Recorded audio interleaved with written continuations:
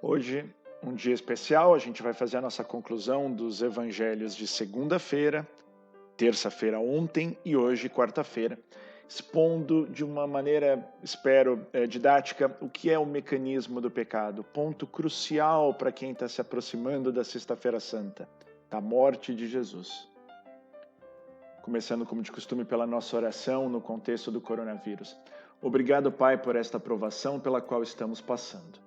Reconhecemos humilhados que ela está acontecendo porque o Senhor permitiu e quis que ela acontecesse. Abra nosso coração e nossa mente para que ela resulte, 1. Na consolidação da nossa conversão. 2. Em termos verdadeiramente o Espírito Santo. 3. Em sermos realmente guiados pelo Espírito Santo. E 4. Em passarmos a dar frutos do Espírito. Alcançar isso é a vitória que o Senhor espera de nós e o que o Senhor nos ajudará a obter. É só em Ti, Senhor, que somos vitoriosos. Amém. Muito bem, excepcionalmente hoje a gente não vai ler em voz alta aqui a primeira leitura e o Salmo, mas você pode dar um pause no seu vídeo e ler com calma. Isaías 49, Salmo 68, você pode dar um pause também e ler com calma.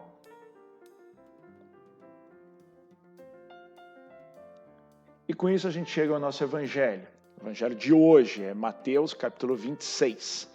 Também não iremos lê-lo, pelo menos não aqui no contexto total. A gente já vai levar para o nosso exercício sobre o pecado. Agora, você também pode dar um pause e lê-lo com calma.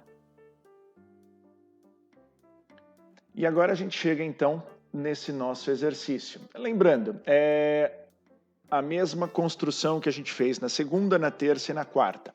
O evangelho de hoje, só para lembrar, voltei aqui um slide, é Mateus 26, 14 a 25. Ele é o terceiro evangelho desse trio, né? Teve o da segunda, João, terça, ontem, João, hoje, Mateus. Aqui, no slide seguinte, já é exatamente o evangelho de segunda, João 12, o evangelho de ontem, terça-feira, João 13, e depois, na sequência, a gente vai ver daqui a pouquinho, volta o Mateus, que é o de hoje. E aí a gente vem construindo 6 pontos. É uma coletânea desses 3 evangelhos na sequência. Primeiro ponto, evangelho de segunda. Judas Iscariotes era ladrão. Está dito com todas as letras lá. Judas Iscariotes era ladrão. 2, no evangelho já de ontem. Era Jesus falando que um dos apóstolos iria traí-lo, um de vós me entregará. Aqui no slide seguinte, ainda o mesmo ponto 2, Jesus não só fala que um deles entregará, como diz quem é. Ele fala categoricamente, é Judas. Aí, ainda no evangelho de ontem, ponto 3, depois que Judas é anunciado como o traidor, Satanás entra em Judas. Atenção nesse ponto. Satanás entra. Se entra, é porque antes não estava dentro. Entra em Judas. 4. Também no evangelho de ontem. Depois de receber o pedaço de pão e depois de Satanás ter entrado, obviamente, Judas sai imediatamente para fazer o que tem que fazer. Maravilha. Aí a gente chega no evangelho de hoje, que é o Mateus 26. Em Mateus 26 a gente tem mais 2 pontos, o 5 e o 6. No 5, Mateus 26 de hoje mostra Judas negociando as moedas de prata que ele receberia para entregar a Jesus. Lembrando, ele negocia 30 moedas de prata, que as 30 moedas de prata, Maria tinha derramado nos pés de Jesus perfume no valor de 300 moedas de prata. 30 de um lado, 300 de outro. Mas esse é o preço que Judas negociou para trair Jesus. E 6, uma frase de Jesus importante, ai daquele que trair o Filho do Homem, seria melhor que nunca tivesse nascido. Muito bem. Vamos tentar agora ver os 6 pontos alinhados? A gente vai pegar cada um desses 6 pontos, agora não mais dentro do texto do Evangelho, e listá-los, um embaixo do outro, numa sequência. A gente tem então esse slide. Olha só que beleza. São os mesmos 6 pontos, nas mesmas cores, igualzinho. Só que agora vamos lembrar do que a gente está falando. 1, lembra? Judas era ladrão. 2, Jesus sabia e anuncia que Judas o ia trair. 3, Satanás entra em Judas. 4. Judas sai imediatamente para trair. Aí no evangelho de hoje, já o ponto 5, mostra Judas negociando as 30 moedas. E no item 6, no ponto 6, também no evangelho de hoje, ai de quem trai Jesus. Agora vem a grande graça e o pedido, o pedido do que seria o desafio era para vocês terem em casa feito essa lista e botado as coisas no lugar, onde as coisas se encaixam. O fato de você ter isso quase que na sequência dos 3 evangelhos não significa que eles estejam encaixadinhos, certinhos, cronologicamente. O que vem primeiro, o que vem depois? Então, para isso, a gente vai botar uma linha aqui do lado e a gente vai reordenar esses 6 pontos naquilo que parece ser, de fato, a ordem correta de como o pecado se manifesta. Você vai pegar o que você, tenho certeza, fez no seu exercício, você deve ter escrito e feito um papel, e vamos conferir se bate com o que eu fiz. Não necessariamente o meu está correto. O meu vai servir como uma referência. E depois a gente, claro, pode discutir. Primeiro ponto, o que será que vem antes de tudo isso aqui, né? O primeiro ponto que eu vou botar é esse aqui, olha só. É o 6. Ai de quem trai Jesus. Por que é o 6? Porque isso é o conceito por trás de tudo. A gente tem, antes de encontrar aqui no exercício prático do que Judas fez, ver como a grandeza da coisa. Você trai Jesus, ai de você. Seja lá como você traia, seja lá quando você traia, seja lá, não importa. E isso é tão genérico e tão importante que não pode também deixar de ser visto na sua extensão correta.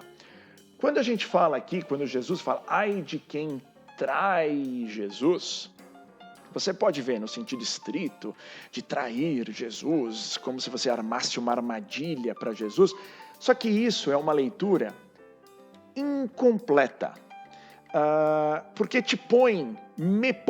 põe a igreja numa posição confortável de achar que quem traiu Jesus foi só Judas.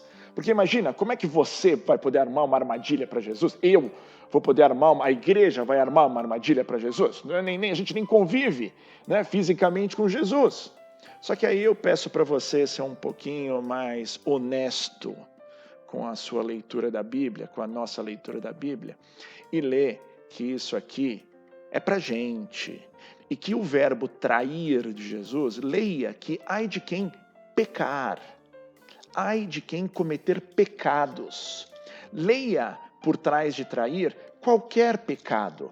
E leia por trás de trair Jesus, sendo qualquer pecado, você podendo cometer esse pecado. Então é bom que a gente tenha claro aqui na largada que isso vem na frente, porque existe uma maldição relativa ao pecado. E essa maldição conceitual, geral, vale em qualquer circunstância. Muito bem, qual seria o próximo? Se esse é o primeiríssimo conceitual, qual é o segundo? Qual você marcou aí? Vamos ver. Opa! Jesus sabia, por acaso é o segundo na ordem, calhou, mas nessa sequência. Primeiro, é catastrófico pecar. Segundo, Jesus sabia que Judas o ia trair. Jesus sabia que Judas o ia pecar. Querendo dizer aqui, pessoal, Jesus sabe tudo. Deus é onisciente, onipresente, sabe de todas as coisas. Então, os pecados que você já cometeu, os pecados que você ainda cometerá, já são de conhecimento de Deus desde sempre. Só que isso não muda o fato de que você tem uma luta, nós temos uma luta contra o pecado. Mas se Deus já sabe tudo que eu vou errar daqui para frente, não muda o fato. Então, quando Jesus mostra que Judas ia trair, não muda o fato de Jesus, dentre outras coisas, ter botado Judas para ser o cara que segurava a bolsa com dinheiro. Lembra da brincadeira dos outros dias? Se Jesus fosse ele mesmo o presidente da empresa, é como se Jesus tivesse botado Judas para ser o diretor financeiro, o cara que segura a chave do cofre. O fato de Deus saber as coisas não muda o que ele é. Então não caia aqui em labirintos teológicos inúteis e olhe para o que importa. Jesus sabe que nós vamos ou não vamos pecar. Isso não muda o fato de que nós temos uma luta adiante. Maravilha, qual seria o próximo ponto? Qual você marcou aí? Atenção! Opa! Aqui é um ponto crucial. Antes de Judas fazer qualquer coisa, Judas era um ladrão. Existia em Judas um problema na largada. Ele tinha uma inclinação a ser ladrão. Ele tinha uma inclinação ao pecado. Aí você está na sua poltrona, ouvindo aí no seu Walkman aqui. Aqui, pessoal, é o seguinte. Não adianta você olhar para isso e falar, eu não tenho essa inclinação. A de Judas era de roubar. Nós temos as nossas. E olha, a gente vai dar um nome para isso daqui a pouco. Você tem as suas inclinações, você tem os seus desejos. É fundamental você reconhecer isso. O padre também tem os desejos dele, também tem as inclinações para o mal dele. O bispo, idem, também tem os desejos, também tem as inclinações para o mal. O Papa, o Papa Francisco, sentado lá no Vaticano, também tem as inclinações para o mal. Isso tem um nome e a gente vai ver isso daqui a pouco. O que você não pode é olhar para tudo isso e falar, eu não tenho. Porque se você faz isso, você não está verdadeiramente aproveitando o que tem de útil nessas passagens todas. Judas tinha já essa inclinação, que Jesus já sabia de antemão. Mas isso aqui, essa inclinação, ajuda a explicar um monte de coisa. Qual seria o próximo ponto agora? Numa ordem cronológica, você pode imaginar o seguinte. Judas, que já tinha inclinação, estava louco para faturar em cima de Jesus e, claro, foi negociar com os sacerdotes, os fariseus, lá, os chefes e tal, algum jeito de ganhar dinheiro em cima. Então é possível você imaginar que Judas, sendo ladrão, querendo ganhar dinheiro, roubar dinheiro, foi lá negociar. O fato dele ter negociado ainda não significa que ele tenha pecado, hein? Pelo menos cometido o pecado da traição. Isso aqui é tudo decorrência do jeito que ele era, da inclinação para o mal que ele tinha. Ele foi lá e negociou as 30 moedas. Ainda não tinha entregue Jesus quando ele negociou as 30 moedas, hein? Qual é o próximo ponto? Chega a última ceia, Jesus está na mesa, Jesus fala que sabe quem é, e nesse instante, Satanás entra em Judas. Olha só, ele já era ladrão. Ele já tinha negociado as 30 moedas. Nesse instante, Satanás entra em Judas. Tem uma razão de ser isso tudo aqui, que a gente vai ver daqui a pouco. Mas eu quero que você siga comigo essa ordem e bata com a que você, logicamente, pensou em casa. E aí, naturalmente, sobra só um ponto, que é o ponto 4. Depois que Satanás entra em Judas, aí não tem jeito, aí ele vai imediatamente trair. Muito bem, temos essa sequência aqui colocada numa ordem. 2 pontos conceituais, aí vem Judas ladrão, Judas negocia as moedas, até que ele não pecou. Até aqui ele também não tinha pecado, mas aí Satanás entra. Aconteceu alguma coisa aqui para Satanás ter entrado. E depois que Satanás entra, não tem conversa, ele vai pecar. Vamos dar uma olhada agora numa perspectiva mais teológica e bíblica sobre cada um desses 6 itens. Vamos criar uma terceira coluna aqui do lado com as explicações de cada uma dessas fases. E elas vêm todas de uma vez. Olha só. Com calma, presta atenção, importante.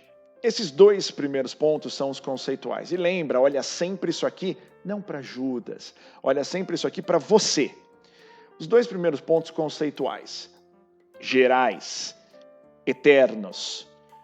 Ai de qualquer um que pecar, né? Porque isso equivale a trair Jesus.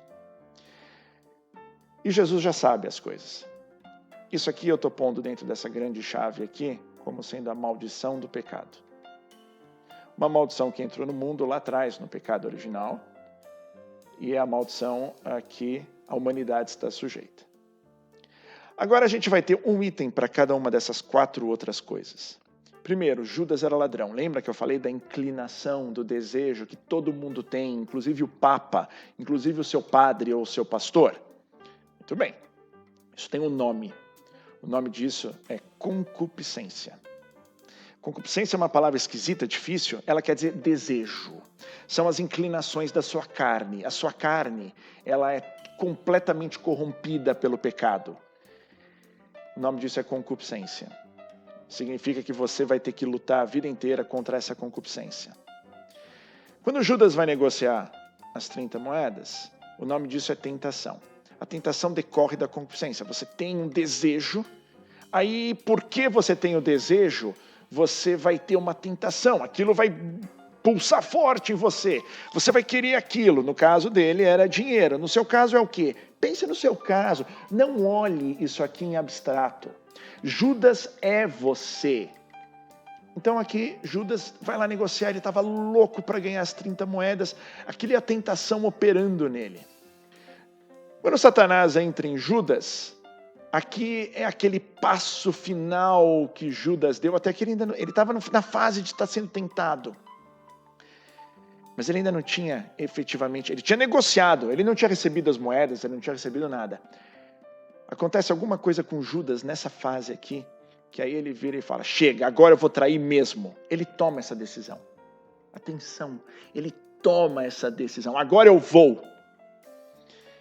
Quando ele faz isso naturalmente motivado pela concupiscência dele, ele está lá naquela fase de tentação e aqui ele dá espaço para Satanás.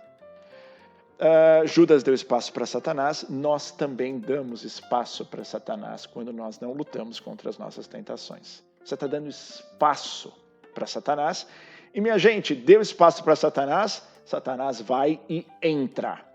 E depois que Satanás entra, não tem conversa.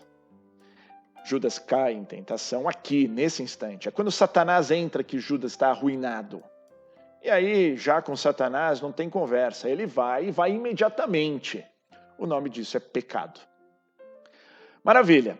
Então, olhando só essa coluna agora, a gente tem os pontos conceituais, né? A maldição do pecado, né? Ai de quem pecar, está condenado. E a gente tem esses aqui embaixo. Atenção nesses aqui embaixo. Até botei um quadro vermelho. Isso aqui é crucial para a gente entender do que a gente está falando. E para entender melhor, vamos seguir para um próximo slide, com grande destaque. Opa! Então estão aqui os nossos 4 pontos. A concupiscência, que é o desejo. A tentação, que vem da concupiscência. Então vem aquela tentação.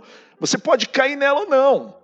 Aí você cai em tentação, e você cair em tentação significa, obviamente, deixar Satanás entrar. E o pecado? Olha, pessoal, você pode, imediatamente, enquanto eu estou falando tudo isso, fazer já a associação com as tentações de Jesus.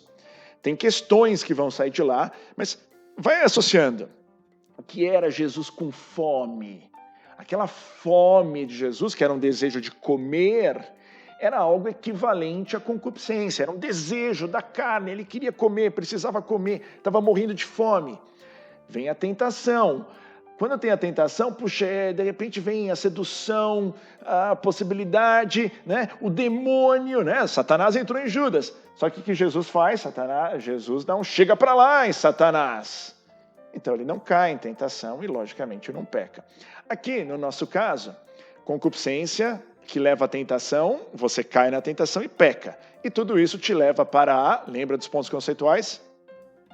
Morte. Certo? Isso aqui tem que estar claro na sua cabeça. Isso aqui é o mecanismo do pecado. Quer saber onde isso está na Bíblia? Nossa, tem passagens que não acabam mais na Bíblia sobre tudo isso. Eu vou botar aqui uma, fundamental porque é clara. Lá em Tiago, atenção, que vai surgir aqui do lado. Opa, 2 versiculetos. Tiago, capítulo 1, versículos de 14 a 15. Olha o que Tiago fala. Mesmos termos, igualzinho. Cada um é tentado pela sua própria concupiscência. Então, olha só, o que vem primeiro é a concupiscência. Você tem a relação. Você tem a concupiscência, que são aqueles desejos da carne. E porque você tem a concupiscência, você é tentado por ela. Então, a concupiscência leva à tentação. A concupiscência fica te atraindo, te aliciando, porque esse é o corpo, essa é a tragédia do corpo. Então ela quer isso mesmo. Aí ela te leva à tentação. quando a concupiscência, depois de conceber, a concupiscência que concebe é justamente a tentação e você cair em tentação. Então leia aqui, quando ela concebe, ela dá luz ao pecado. E o pecado, uma vez consumado, gera a morte. É sensacional isso aqui, porque tem que ficar bem claro. Não existe Deus tentando para o pecado, Deus jamais vai te tentar. Agora, o que Deus vai te fazer isso sim é te provar. Uma coisa é tentação, outra coisa é provação. Agora a gente está olhando tentação. Hoje à noite, no nosso grupo sobre coronavírus e as provações, a gente vai ver sobre provações. Agora é tentação. Você até pode ver um tipo de provação dentro da tentação, que é aquele momento em que sua carne está com concupiscência te atraindo para o pecado e você entra numa luta. Essa luta contra a sua carne também pode ser uma provação. É um outro tipo de provação, mas aqui é a sequência do fracasso. Você tem a concupiscência, você é tentado, né, pela concupiscência, você cai na tentação, ela concebe, você comete o pecado e esse pecado consumado gera a morte, a sua morte. Maravilha, pessoal. Agora a gente tem que ver uma outra coisa. Como funciona isso numa lógica de cristãos e não cristãos? Isso aqui a gente vê em Tiago, vale para qualquer um, cristãos e não cristãos. É a mesma sequência. Só que tem uma sequência agora que vale só para os cristãos, então por isso que a gente saiu do mecanismo do pecado e vai para a solução. A solução para isso, em primeiro lugar, é a morte de Jesus. O que significa? Significa que na nossa vida a gente cometeu um monte dessas coisas. E por que Jesus morre na cruz? Jesus morre na cruz para que esse pecado não tenha mais poder sobre nós. Então olha só o que Paulo fala em Efésios, capítulo 2, versículos de 1 a 5. Eu botei no texto, isso já valendo para nós. E nós estávamos mortos por nossos pecados. Todos nós éramos deste número, né, dos que estavam mortos pelo pecado, quando vivíamos nos desejos carnais, leia, concupiscências, fazendo a vontade da carne, e aqui, claramente, da concupiscência. É tudo sinônimo. Éramos como os outros, por natureza, verdadeiros objetos da ira. Atenção, pessoal, você não é convertido, você é objeto da ira. Ah, não, mas eu ainda vou passar por um julgamento. Vai, mas já saiba que você vai chegar mal no julgamento. Você é objeto da ira divina. Puxa, que palavra dura que Paulo falou. É duro, pessoal, porque é duro mesmo. Não adianta ficar pondo panos quentes, achando que todo mundo é filho. Não é filho. Filho é o que passa por esse mas aqui agora. E os que não são filhos são objetos da ira divina. Mas aí vem o mas. Esse mas, se você é um bom leitor da Bíblia, você conhece esse mas. Aqui está aqui em Efésios capítulo 2. Esse mas é o mas mais importante da Bíblia. Não existe mas, essas três letrinhas aqui, M-A-S, mais importante do que esse mas. Aqui era o que vinha antes. Mas Deus, que é rico em misericórdia, impulsionado pelo grande amor com que nos amou, quando estávamos mortos, aqui, mortos, em consequência dos nossos pecados, deu-nos a vida juntamente por Cristo, com Cristo. É por graça que fostes, que fomos salvos. Isso muda tudo. Porque mesmo passando por tudo isso, vem em Jesus e por esse sacrifício, não porque nós merecemos. Atenção, pessoal, isso aqui é a essência da Páscoa. Pelo amor de Deus. Saíram artigos no jornal esse final de semana, falou-se por aí. Páscoa não tem nada a ver com os médicos trabalhando, médicos, enfermeiros e voluntários trabalhando incessantemente nos hospitais para cuidar das pessoas com coronavírus. Isso não tem nada a ver com Páscoa. Não adianta você olhar para isso e falar, isso é Páscoa. Não, pessoal, isso é sensacional, isso é lindo, isso é heróico, isso é ultra nobre, isso é fantástico, mas isso não tem nada a ver com Páscoa. Quando você passa a achar que o heroísmo nos hospitais é a Páscoa, saiba que você está destruindo o cristianismo, destruindo a igreja. Por mais nobre que você possa estar encarando tudo aquilo, por mais bonito que seja, reconhecer aquilo como Páscoa é algo para os ateus.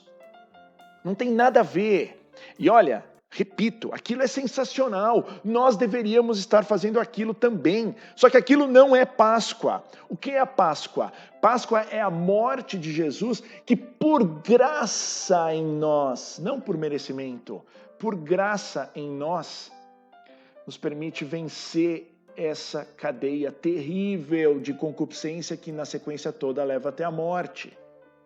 E como funciona isso? A gente vai ler mais uma passagem, agora é em Romanos, capítulo 6. O que Paulo fala em Romanos, capítulo 6, de 1 a 6? Então, o que diremos? Aqui nós já fomos salvos, é Paulo falando, mas graças a Cristo nós já estamos salvos. E aí Paulo fala, nós permaneceremos no pecado?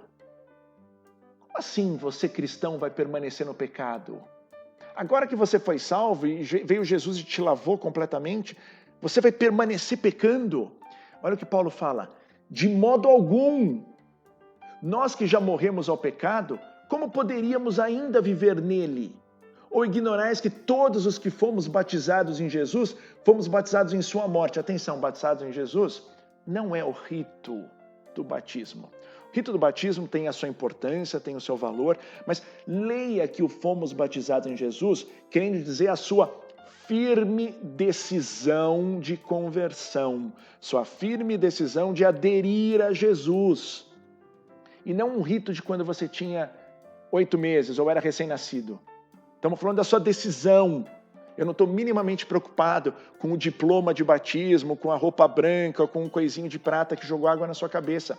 A preocupação aqui é a sua decisão de aderir a Jesus. E quando você aderiu a Jesus, nós morremos com ele. E aí o que Paulo fala? Fomos, pois, sepultados com ele na sua morte pelo batismo, para que, como Cristo ressurgiu dos mortos, assim nós também vivamos uma vida nova.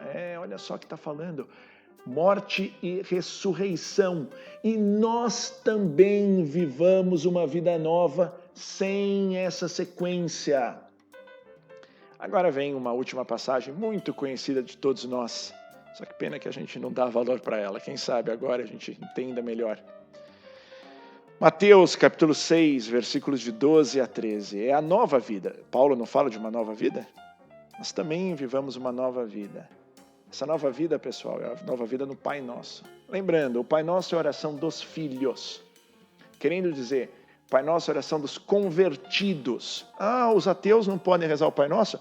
Até podem, bater boca, ficar... Pode, não tem o menor valor. Eles não são filhos. É Pai Nosso, Pai. Deus é Pai de quem é filho.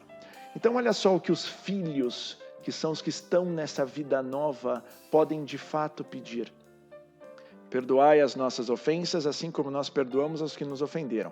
Querendo dizer com isso o seguinte, mesmo aqui quando Paulo fala, não é mais para continuarmos pecando, eventualmente a gente vai pecar. Porque isso aqui é uma guerra da vida inteira. Essa é a tal da transformação de que a gente está falando às segundas-feiras. E a gente vai, vez por outra, cair nas tentações. Olha, pessoal, é importante você reconhecer isso. Quando você pede no Pai Nosso, perdoai as nossas ofensas, o que você está pedindo é para que, mesmo já vivendo essa vida nova, se você cai em pecado, que Deus te perdoe. E Deus vai te perdoar na medida em que você perdoar os outros, assim como nós perdoamos os que nos ofenderam. Mas essa parte do perdão não tem a ver com receber a salvação de Cristo na cruz? Não tem. Não tem nada a ver, esse perdoar as nossas ofensas, não tem nada a ver com pedir pela conversão. Isso aqui isso sim, num contexto em que você já está convertido. Mas por que isso não tem a ver com a conversão na cruz? Porque a conversão na cruz é independentemente de qualquer fator, é incondicional. E aqui é condicional. Aqui Deus vai perdoar as nossas ofensas se e somente se nós perdoarmos os que nos ofenderam. O sacrifício de Jesus na cruz é incondicional. E ele nos coloca numa posição de vida nova, volto aqui em Romanos também, uma nova vida. Agora, uma vez dentro dessa vida, nós já estamos salvos, nós já estamos no reino, e a partir daqui, já dentro do reino, a gente tem que parar de pecar. Tem consequências da gente pecar ou não. São esses pecados que não vão te tirar do reino, mas que você vai morrer com eles se você não perdoar os outros. E, talvez o mais importante, essa frase crucial: e não nos deixeis cair em tentação. Ou você tem fé e acredita que Deus pode, através do sacrifício de Jesus, tendo te posto nessa nova vida, quebrar essa lógica da concupiscência que leva finalmente até a morte, né? Ou você não sabe o que você está rezando, ou a gente não sabe o que está rezando quando pede para não cair em tentação. Pessoal, é uma história interessante. A última coisa do mundo que você pode se ver, ou que você pode fazer, né? Não faça isso, é olhar para Judas achando que ele é um estranho. Judas é você, com a diferença de que você foi salvo pelo sacrifício de Jesus. Esse mas aqui, ó. Você era Judas, mas Deus, rico em misericórdia, por graça te salvou. Nessa condição, você tem uma nova vida, tá aqui, e nessa nova vida, você, ainda que continue pecando, tem que parar cada vez mais e parando de pecar. Deus ainda vai perdoar os seus pecados que você comete depois de convertido, desde que você perdoe os outros que pecaram contra você. E o mais importante de tudo, existe uma lógica para você não pecar mais. E essa lógica é esse pedido a Deus: não nos deixeis cair em tentação. Não se acostume com o pecado, pessoal. Não conviva com o pecado. Não ache bonito pecar. Eu sou assim mesmo. Não. Toda vez que você fala que é assim mesmo, você está negando o sacrifício de Jesus e esse poder que Deus te deu. E, se isso soar ainda mais ofensivo, você pode rezar o Pai Nosso o dia inteiro. Pode rezar 400 vezes o Pai Nosso. Aliás, pode rezar 1000 vezes por dia o Pai Nosso. Tá bom? Reza 1000 vezes por dia o Pai Nosso. Se você não acreditar que Deus pode te fazer não cair em tentação, e mais do que isso, se você não perceber que você está conseguindo, com a ajuda de Deus, vencer essa sequência que leva à morte, não adianta nada rezar 1000 vezes por dia o Pai Nosso. A gente está aqui vivendo algo que é da essência. O que a gente não quer é bater boca, é valorizar rito, valorizar preceito. O que a gente quer é a essência. E a essência é deixar de pecar.